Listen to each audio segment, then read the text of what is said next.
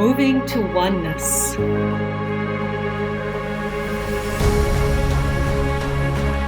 Nourishing curiosity. Embracing differences. Becoming one.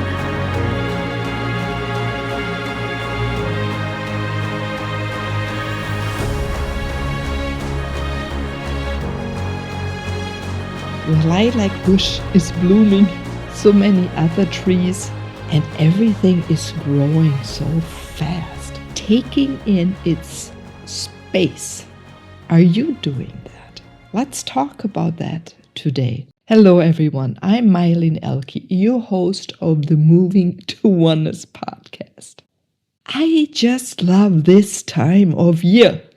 Spring, as I said, I'm an Aries. Spring is within me, but also as I'm so connected to nature, there's a special oomph, and we're all looking for that growth within ourselves to be who we are, and nature really is a fantastic example for us, and it invites us, nature, to synchronize with it. So feel free to go outside, to look outside if you can't go outside, and synchronize with a tree, a bush, a shrub, whatever touches you or that you get attracted to, right? Because it will provide you with energy, it will provide you with light and make you aware of your own light, right? When we synchronize to something or someone, they raise us up. It is like an ignition in many, many places in our body, around our body, right? And trees have such an amazing field of light, of a frequency of energy, whatever you want to call it. I mean, it all goes into one, play with each other, depending if you come with looking glass and zoom in or zoom out. And even light has so many different colors to it. So which color does attract you? Not just the color of the tree, the leaves, the petals, right? But also what color is glowing around that leaf, that tree, that branch, or a forest. Maybe you just see the edge of a forest, or you have a certain area, right? Plants grow in groups mainly when they're naturally in a location, or like in a swirl or swale. I think it's also called, it's pointy and it goes wide and point goes out in a point again.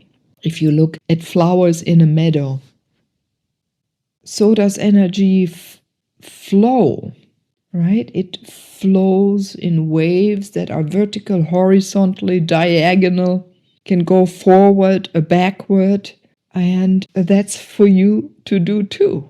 So do you do that? Because it creates I want the word oomph, that's a Meilinish word, I know, comes, but it provides fun within you. It's so whoop, whoop, right? You can go backwards, walk backwards. Maybe you turn around a few times and you walk left, you walk right, diagonal. Do you really use the space around you, or do you just go straight? Think about it.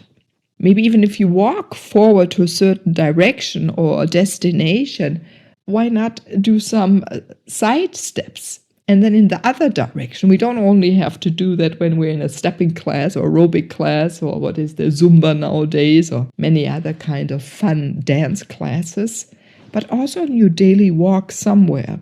If it's for a stroll, or you really have to get to the job or the school or wherever you're going, so that you become more playful in your steps. They've learned, right, when we work backwards, we're good in doing, I think, subtractions. Mathematically, they figured it out. So children need to play and walk in all different directions. It creates connections in our nervous system. Yeah, well, however you move your body, you become more creative. You can do calculations better. For sure, you can also speak better because you are in process. Many people say go for a walk when you have a conversation with someone, you have to discuss a problem. Don't sit down. Maybe take your partner if it's now a loved one, or it's a business partner, or it's a friend. Or even if you have a teacher and you have a student, why don't you go with a stroll or walk a few steps? Because then we're freer to speak. We become more creative. We find better words. There is a increase in connectivity to the other person if you also connect to yourself. You in simple terms, you connect the brain to your heart, right? Or the heart to your mind, and then you are in your own rhythm. You also speak not softer but less aggressive. The vocabulary you find is different. So the other person, or even animal, I have to think about a dog when you go for a walk, you treat them differently. They react differently on what you have to say. So if something that is difficult for you to say, you find better words, and it's maybe something difficult for someone else to hear, they can take it in better, and they can also walk it out right away. So that's something to think about. It is to become comfortable in acknowledging how you're different, how you react differently in different situations in your life. But maybe for the next weeks, observe this phenomena within yourself. If you live alone, and maybe you want to write something, maybe take something along and speak it out while you walk instead of sitting at the computer and typing it in, or type it and then do an other option or version while you walk, or you'll be sitting outside in a meadow or on a tree stump or on a park bench. So find that out, because it becomes so important in our times, I think, to bring out really truly who you are and bring out this magical being you are. So we don't use words of others, but your words. Very, very important. So your words, you're such a beautiful light being, bringing here your light to this earth at this time. Do you listen to your own light? Or do you follow your own light? Or do you pull tight and don't listen so much to your own intuition? Do you react to your own thought? Do you take it serious enough to acknowledge it? Oh, I just thought that. I should follow this. This is a good idea. It is a little different than what other people say, but okay, that's my way. And do you do it? Do you give yourself permission to do this? Yeah, do you give yourself permission? Or do you hold back? Ooh, there was some coughing. Many of you don't give yourself permission. It's something we have to learn. We have to learn. I had to learn that myself, and maybe you have to learn it yourself as well. In small steps, it doesn't have to be a radical change. To give yourself a permission to try it out. Because, right, we can't plan our life. Things are happening so fast. The energy is switching so quickly. We're such in a worldwide movement that the fastest and simplest and easiest and the way of least resistance is the one listening to ourselves and acting on it and letting ourselves be surprised to see what happens if I act on my own recognition, ideas, thoughts, feelings. Yeah.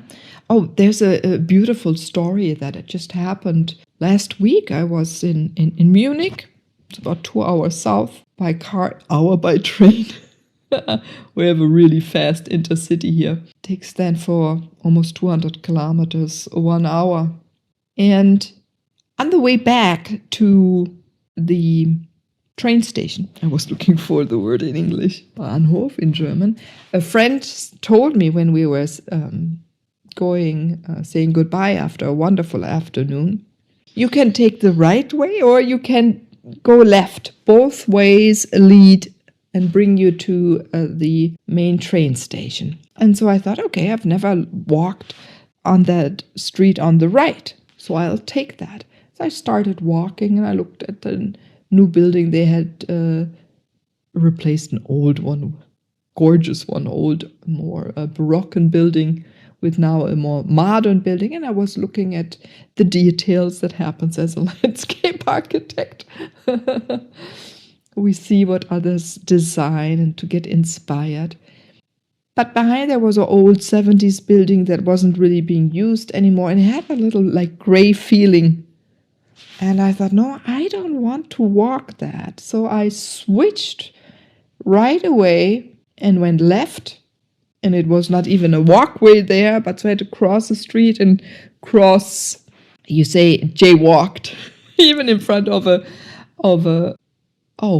what is that called in English? Tram, Straßenbahn, streetcar. And I walked that other way. And as soon as I turned then right onto that street, I thought, my heart felt lighter. My body relaxed more. So I knew, okay, this feels better, and it had more light. It had a little bit more beige tones. And I just looked around as I do as I walk. And then I thought, oh my God, there is a pharmacy. Schützenapotheke was its name. And I thought, oh my God, I was in there 15 years ago. That is calling me. So I knew this pharmacy was calling me. And I thought, why was I there 15 years ago? And I thought, okay, let's just walk in and see. And even the woman in there asked me if she could help me. I said, I was here 15 years ago and I can't remember what I got here. But I remember it was at that time important for me. I would like to take a look around. And she said, sure, go ahead. And I walked and looked along the walls. It was a really old pharmacy, beautifully designed. And then it hit me after a while. There were all these beautiful glass bottles. They're 2 colors or 1 color from Arizona, designed somewhere by a beautiful woman. I forgot her name, in the 70s.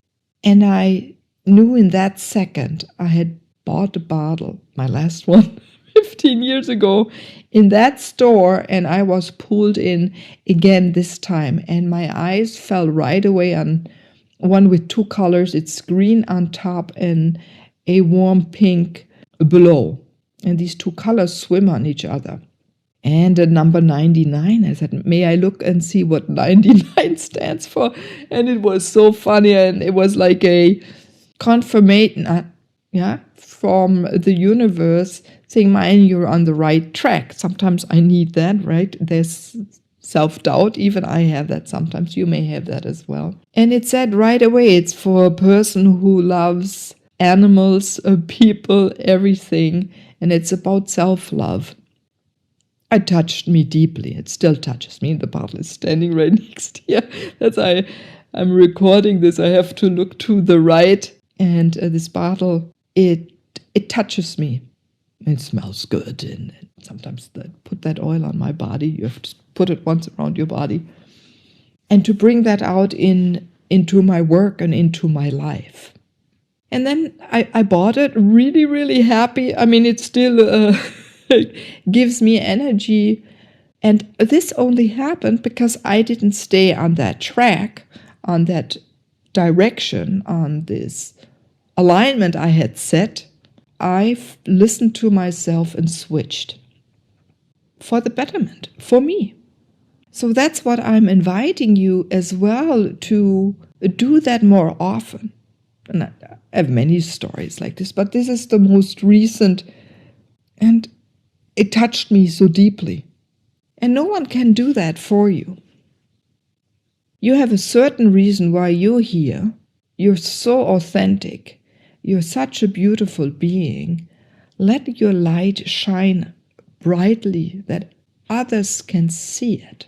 And the more you decide to be who you are, to let it shine out through your vocabulary, the way you walk, the way you touch, the way you look at someone with aura, with your field that you walk on this earth when you write something, right? That's why I think it's so important that we write, even in the times of AI. We, as spiritual being, you, me, as a whole group, with this strong intention and dedication to the betterment of this world, the betterment of humanity, animals, plants, that everything can go into its own beauty as well. You have to bring it more out and write it, because we're here for a reason, you're here for a reason, I'm here for a reason at this time. We've built up everything, all like experiences we've created. Don't neglect those, please. Use the vocabulary out of your experiences. That's the other topic, right? It's so funny because I'm doing now also in German a little branding of myself, because I sense it's so important that we have more connection for each other, that there's more physical connection, right? Where so many of us are alone, but there's a physical coming together in a room, in a landscape. And I use this green and pink as well. Those are the two main colors, with some beige, earth has to be in golden blue, and then all the colors. But those are the leading colors, because I have to express what I bring. So it's so important for you to express that. So bring that into your clothing, your colors, into your branding, if you have branding, maybe into your house, in the rooms that you live or work in. So give yourself their permission to exchange things that don't fit. And also we need less and less, but it has to be whatever you get from now. I invite you into this for this too, that you get the things that are 100% fitting. You'll feel it. Your body will be relaxed, your heart open, your mind creative. Others also get then attracted, right? Because as you synchronize to a tree, others will synchronize to you, because you're then leading yourself. And we're here to lead ourselves and to lead others into being in our natural state, to be in unity with everything existing. And it starts with being in unity with ourselves. So unifying our essences, our talents, and all these. Yeah, on a beautiful day like this. This is it, the sunshine. So there's a sound to unify, for you to shine your light in your colors, in your style, through your movement.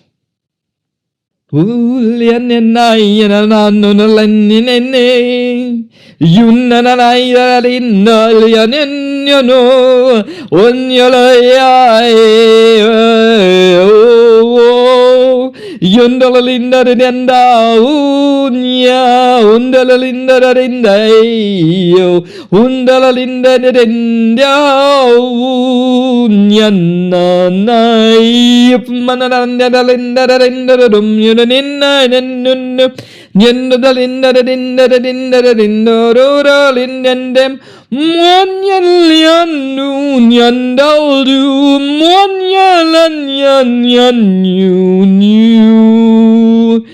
nyanyawanyalanyanu nyanyanyanu andalalandalandalandalandalandalandando.